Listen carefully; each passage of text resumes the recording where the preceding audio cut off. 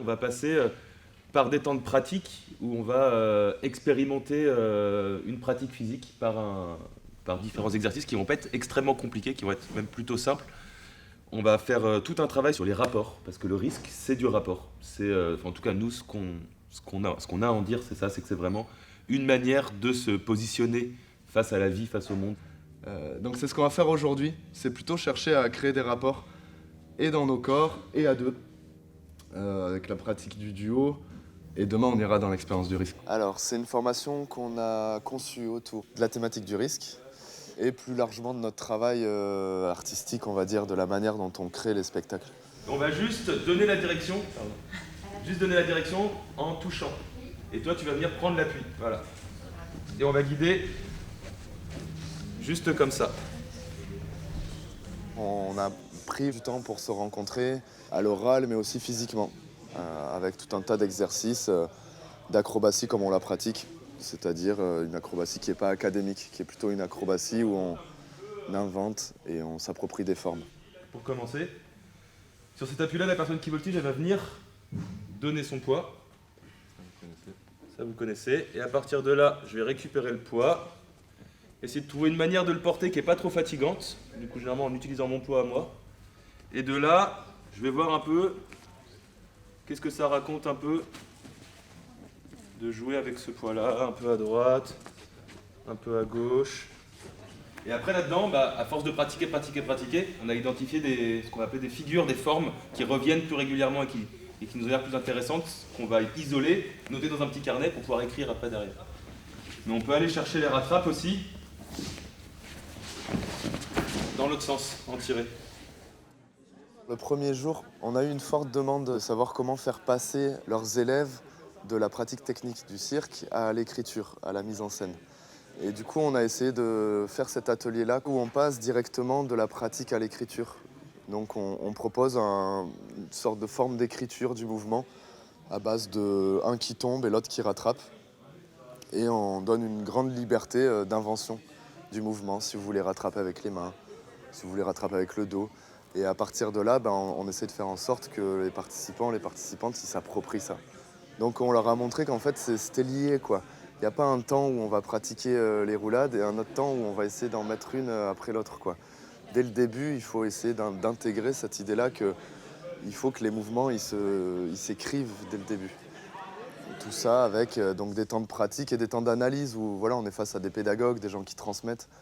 Donc on essaie de rendre évident les outils qu'on transmet pour que les participants, les participantes puissent les transmettre à leur tour. Et là, vous pouvez prendre 10 minutes pour essayer de trouver maintenant, dans votre duo, 3 manières de tomber, 3 manières de se relever. Je cherchais une manière différente d'aborder les acrobaties avec mes élèves, notamment à l'association sportive. Et j'ai bien apprécié la façon de partir de duo et puis en explorant la chute, le fait de remonter ensemble, à deux, de façon originale. Je trouve que c'est une approche qui était un petit peu différente, qui sortent des chemins très codifiés, balisés, qu'on peut trouver en gymnastique ou en acrogym. Donc j'ai trouvé vraiment pour moi une réponse à ce que j'étais venue chercher.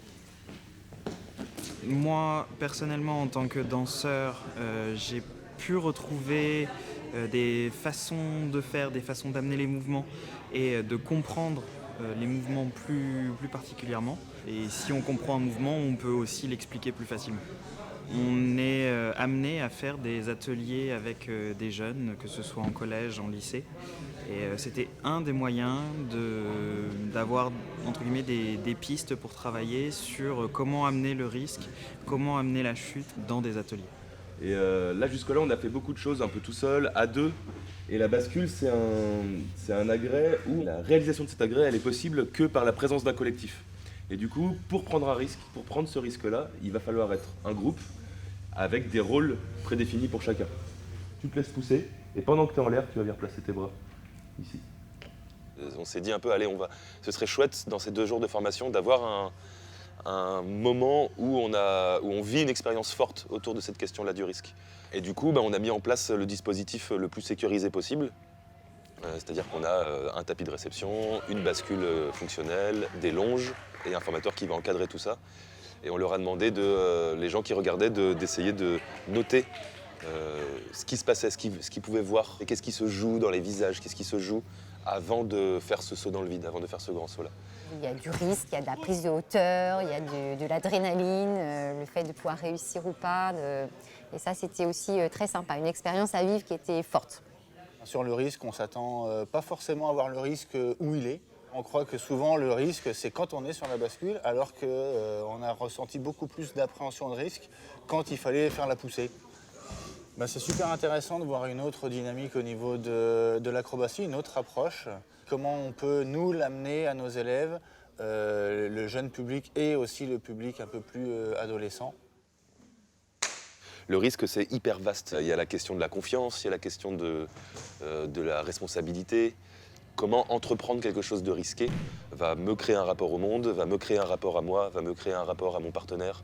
Et du coup, l'idée, c'est de traverser ça à travers et une pratique individuelle, et une pratique de duo en corps à corps, et une pratique à la bascule, où on va être sur un rapport plus collectif et où la gouvernance du risque va être partagée. Tout le monde va pouvoir prendre un risque à des places différentes, à des rôles différents, mais avec une responsabilité qui sera partagée. Alors voilà, il y avait la bascule et à côté, le deuxième groupe faisait ce qu'on appelle un arpentage, qui est une pratique de lecture collective d'un livre. En fait, ce qu'on va faire, c'est qu'on va se découper comme ça. Donc vous allez essayer en lisant de noter une, deux ou trois idées maximum qui vous ont parlé dans ce que vous avez lu. Donc l'idée, c'est de déchirer un livre en autant de participants qu'on est et de lire chacun un petit bout et ensuite de se restituer les idées fortes du livre. Ce livre-là, c'était Passion du risque de David Le Breton, qui fait une bonne introduction, je trouve, à une étude de l'idée du risque. Et je pense que nous, on fait cet aller-retour-là assez fort entre les livres et la pratique. C'est quand même quelque chose qui nous constitue. L'idée, c'était de pouvoir effectivement rencontrer des artistes et leur univers créatif, se mettre aussi à la place des élèves qui participent à des ateliers cirque et à qui on demande de prendre des risques, de bosser sur leurs peurs, etc. Enfin, savoir un petit peu finalement comment ça se passe quand on est dedans. Et ensuite, eh bien aussi prendre un petit peu de recul pendant 2 jours par rapport à sa propre expérience professionnelle et pouvoir, dans ce temps de respiration, trouver des nouvelles billes pour poursuivre un travail autour du cirque.